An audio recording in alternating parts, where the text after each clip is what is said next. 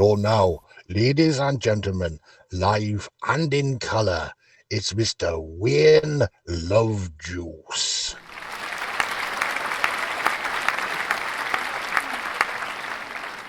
The other day I produced a Louis, had a chat with an interesting chappie who said that the YouTube algorithms really aren't that happy.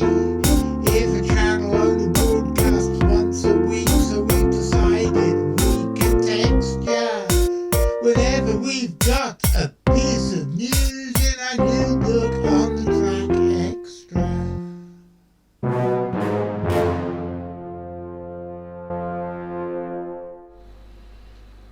Good afternoon, ladies and gentlemen. It's Wednesday, it's 5 o'clock in the evening or the afternoon, whichever. It's one of those sort of liminal times that's not quite evening, but still not really afternoon either. But it's 5 o'clock, and my name is John Downs. I'm the director of the Centre for Fortean Zoology, and welcome to a new episode of On the Track Extra. As I believe you mostly know, I have been a keen amateur naturalist nearly all my life, and I got my grounding, if you like, in British natural history during the 1960s, something which might be seen as being particularly peculiar as I wasn't living in Britain at the time. I was living in what was then the British Crown colony of Hong Kong. And this is a very, very, very shameless plug, but if you're interested in finding out more about my childhood in Hong Kong, about how I first got interested in both natural history and cryptozoology, and my early attempts at cryptozoological investigations, then check out my book, The Wild Colonial Boy, which is available from all good booksellers and from the CFZ bookshop, so check it out. But that is monumentally a rabbit hole I just took you down, because I'm not here to plug my book, I'm here to talk about eagles. But as I was saying, my grounding in British natural history came during the 60s, because even though I wasn't living here, I had a godmother and two grandmothers and a grandfather who were all sending me books for my birthdays and Christmas presents, which is something I like. I still prefer books as presents over pretty well anything else. And the books they sent me, because they knew I was interested in animals, were books about British wildlife, such as these, the What to Look For in Summer, Spring, Autumn and Winter series. And I found this page layout from What to Look For in Summer particularly amusing, because that is also the name of an album released a couple of years ago by one of my favourite rock groups, whatever groups they are, Bell and Sebastian. You really ought to check them out, they are very, very good. But again, I'm digressing back to books. And they also sent me, I forgot to actually mention that I had various aunts and uncles as well who also sent me books on natural history. And I'd amassed quite a nice collection of these things, quite a lot of which I still own, by the time I was 8 or 9. But anyway, they also sent me these books, the Observer's books, and I was particularly fond of the Observer's Book of Larger British Moths, the Observer's Book of British Birds, and the Observer's Book to Pond Life. And this is where most of my initial grounding in the study of British wildlife came from. Now, fast forward another 50 years to John Downs, who is no longer a bright-eyed, bushy-tailed, excitable young fellow who took delight in everything as he explored the world around him, and he is now a bad-tempered old hippie with a bad attitude who does a web TV show twice a week. Yes, boys and girls! Me.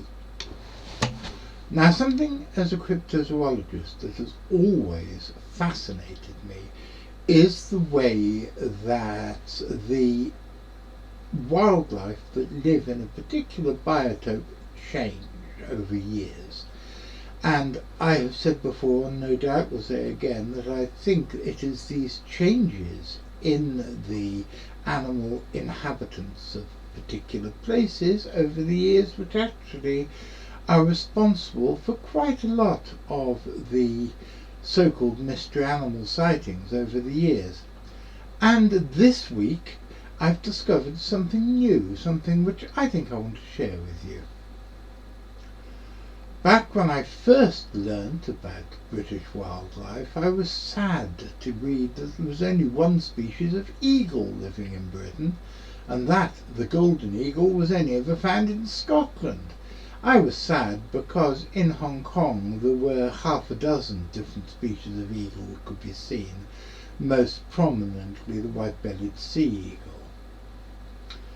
But in Britain, like I said, there was only the one.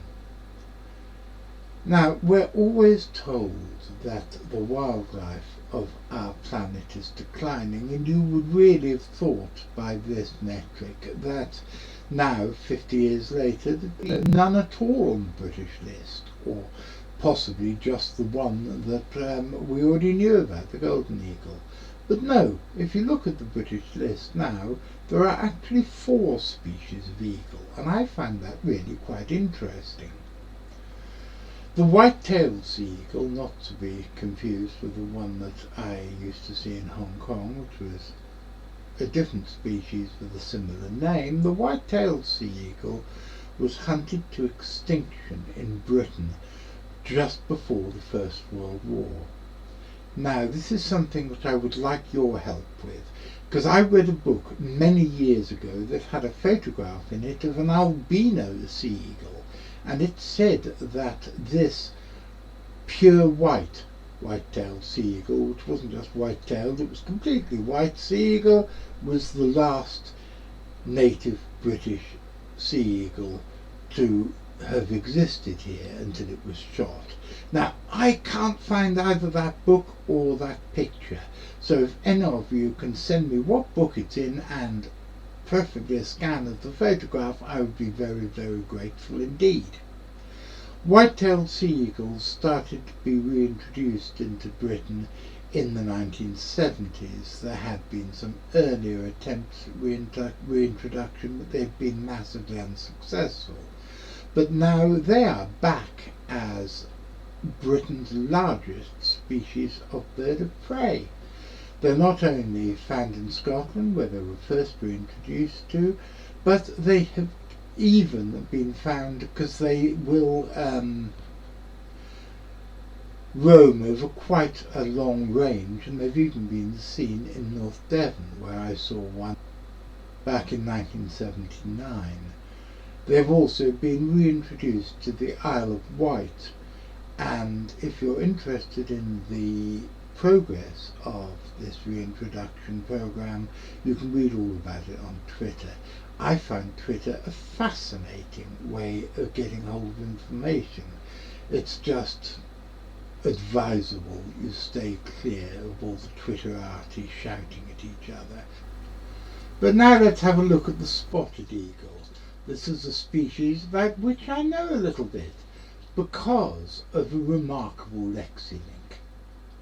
Do you guys know what lexilinks are? I would sincerely hope so, but if not,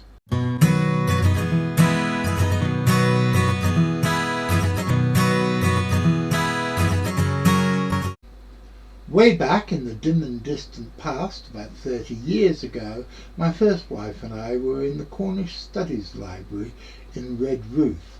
We were looking into a story which had spread across a load of bits of the Fortean literature, the canon of Fortean literature, about a huge bird that had apparently attacked 2 young men in a place called Mount Hawke near Redruth in Cornwall. And so we went there to see if we could find out any more about it. The inference had always been that this was something like the Owlman, some sort of great bird-feathered humanoid or bird-headed humanoid that was part of the ancient mythos of pagan Cornwall. When we finally found the original reference, it was nothing like this. It was a story about how two boys had gone exploring some forests on Mount Hawk, and they'd found what looked to be a large injured goose which had pecked at them and cut one of the boys' hands. This was a bit of a anticlimax, but it did underline, if any underlining was needed, that it's always important to go back to the source material. However, whilst we were looking at strange birds on Mount Hawk, we came across a reference from memory from about 1885 of a spotted eagle, an incredibly rare visitor to the British shores, which, as far as I know, had not been recorded before this, and the eagle was found on Mount Hawk. And that beautiful lexilink made me laugh so much we nearly got kicked out of the library. And this brings us on to why I'm doing this story about eagles today, apart from the fact they've always fascinated me. And that is because last week it was all over the rare bird alerts that a short-toed serpent eagle, which is a species I do recognise because it's a very closely related species of serpent eagle which can be found in Hong Kong. A short-toed serpent or snake eagle was filmed in Sutherland in the very north of Scotland. And I was totally amazed by this, and I looked, and there were another specimen claimed from last summer, from August 2021, further south in Scotland. And I wonder if it's the same specimen. One would hazard a guess that it probably is. But it's an absolutely fantastic record for Britain. And as far as I know, the last one seen before this was 1999, and there's only been a handful of sightings ever in Britain. So that brings us up to date on the subject of eagles in the United Kingdom, and I hope I haven't bored you too much by rabbiting on about one of the things that fascinates me, but hey, it's my web show, and I can do what I damn well like. I like eagles, and if you don't like eagles, I'll be seeing you.